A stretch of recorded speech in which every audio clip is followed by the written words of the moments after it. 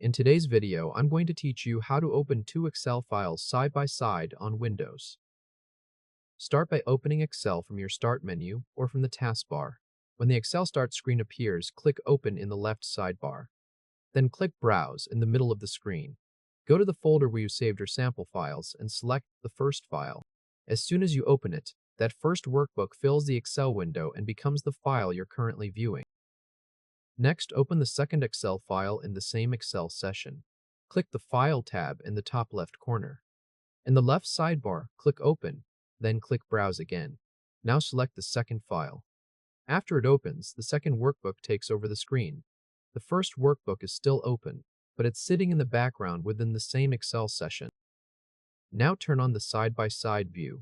Go to the View tab in the ribbon at the top. In the Window group, which is around the middle of the ribbon, click View Side by Side. Excel immediately arranges the two workbooks so both are visible at once. By default, they appear stacked horizontally, with one workbook on the top half and the other on the bottom half of the screen. If more than two Excel files were open, Excel would show a Compare Side-by-Side dialog and ask which workbook you want to pair with the current one. You would click the workbook you want, then click OK. But with only two files open, Excel skips that dialog and pairs them automatically. Stay on the View tab and check Synchronous Scrolling in the same window group. This usually turns on automatically when you enable View Side by Side. If it is not highlighted, click it once. Then scroll down inside either workbook using your mouse wheel. Both workbooks move together, which keeps matching rows aligned while you compare the data.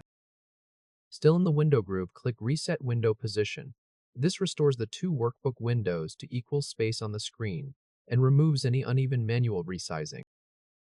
To switch from the top and bottom layout to a left and right layout, click Arrange All in the window group. In the Arrange Windows dialog, choose Vertical, then click OK. The two workbooks now appear side by side in the classic vertical split.